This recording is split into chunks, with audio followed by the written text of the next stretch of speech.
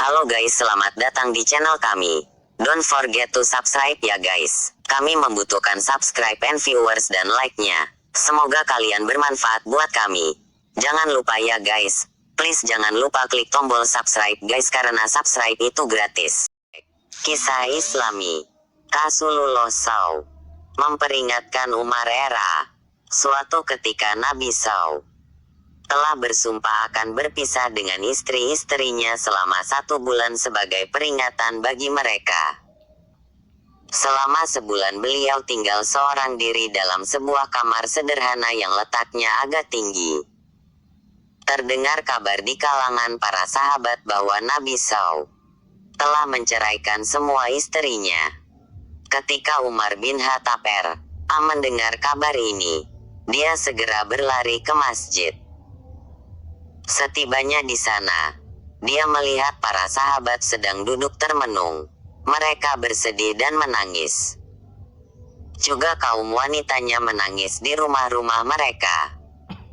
Kemudian Umar pergi menemui putrinya, Hafsah yang telah dinikahi oleh Nabi SAW.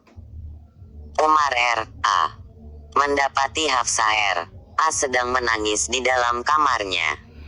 Umar bertanya, "Mengapa engkau menangis?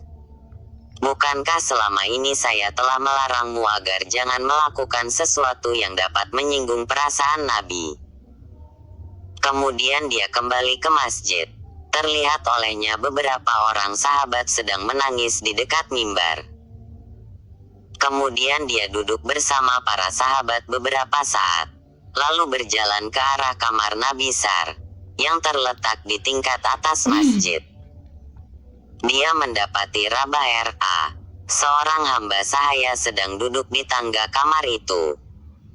Melalui Rabah dia minta izin untuk menemui Nabi SAW. Rabah pergi menjumpai Nabi SAW. Kemudian kembali dan memberitahukan bahwa dia telah menyampaikan keinginannya. Namun Rasulullah SAW hanya diam tanpa menjawab pertanyaannya. Permintaannya untuk menjumpai Nabi SAW diulang beberapa kali, hingga yang ketiga kalinya barulah Nabi SAW mengizinkan naik. Ketika Umar masuk, dia menjumpai Nabi SAW sedang berbaring di atas sehelai tikar yang terbuat dari pelepah daun kurma, sehingga di badan Nabi SAW yang putih bersih dan sebuah bantal yang dibuat dari kulit binatang yang dipenuhi oleh daun dan kulit pohon kurma. Umar bercerita, "Saya mengucapkan salam kepada beliau kemudian bertanya, 'Apakah engkau telah menceraikan istri-istri engkau?' Nabi SAW menjawab, 'Tidak.' Saya merasa sedikit lega. Sambil bercanda saya mengatakan, 'Ya Rasulullah, kita adalah kaum Quraisy yang selamanya telah menguasai wanita-wanita kita. Tetapi setelah kita hijrah ke Madinah, keadaannya sungguh berbeda dengan orang-orang Ansar. Mereka dikuasai oleh wanita-wanita mereka sehingga wanita-wanita kita berpengaruh dengan kebiasaan mereka.'" Nabi SAW tersenyum mendengar perkataan saya. Saya memperhatikan keadaan kamar Nabi. Terlihat 3 lembar kulit binatang yang telah disamak dan sedikit gandum di sudut kamar itu. Selain itu tidak terdapat apapun. Saya menangis melihat keadaan itu. Rasulullah SAW bertanya, "Mengapa engkau menangis?" Saya menjawab, "Bagaimana saya tidak menangis, ya Rasulullah?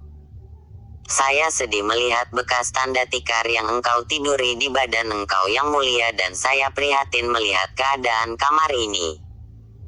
Semoga Allah mengaruniakan kepada tuan bekal yang lebih banyak."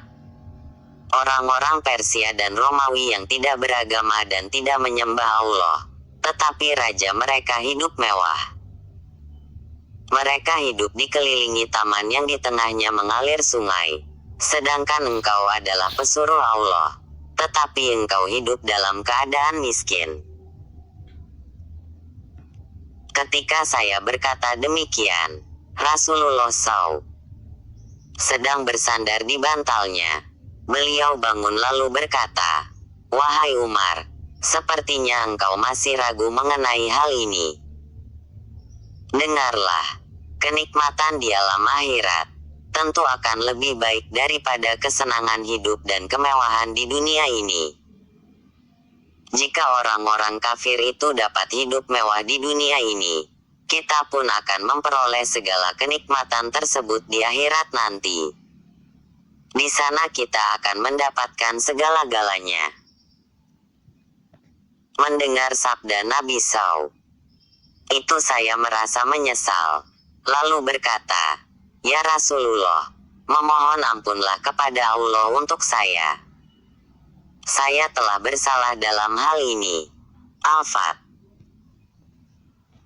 Mendengar sabda Nabi SAW. Hikmah dari kisah di atas.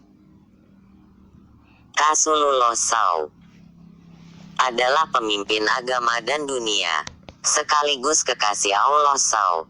Namun beliau tidur di atas sehelai tikar yang tidak dilapisi apapun, sehingga menimbulkan gorean bekas tikar itu di badan beliau yang putih. Kita dapat mengetahui bagaimana keadaan ekonomi Rasulullah SAW. Ketika Umar R.A. menganjurkan beliau agar berdoa kepada Allah supaya diberi harta, beliau malah memperingatkannya. Seseorang bertanya kepada Aisyah R.A. mengenai tempat tidur Rasulullah SAW. Aisyah R.A. menjawab, bantalnya itu terbuat dari kulit binatang yang diisi dengan kulit pohon kurma.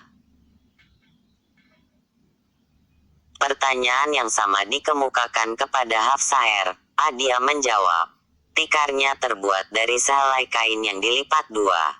Pada suatu hari untuk memberi kenyamanan pada Nabi, saya telah menghamparkan kain itu berlipat 4. Keesokan harinya Nabi bertanya, "Apakah yang telah engkau hamparkan untuk saya tidur tadi malam sehingga terasa lebih empuk?" Saya menjawab, "Kain yang sama, tetapi saya melipatnya 4 lipatan."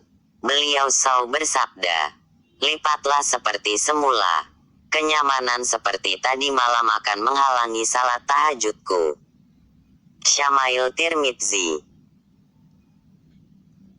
Keadaan kita saat ini selalu ingin tidur nyaman di atas kasur yang empuk. Lihatlah Rasulullah SAW. Padahal Allah SWT pernah menawarkan harta kekayaan yang banyak kepada beliau, namun beliau menolaknya. Beliau tidak pernah mengeluh sedikit pun. Sumber himpunan kitab Fathul Amal hal 595-597. Terima kasih sudah berkunjung ke channel kami.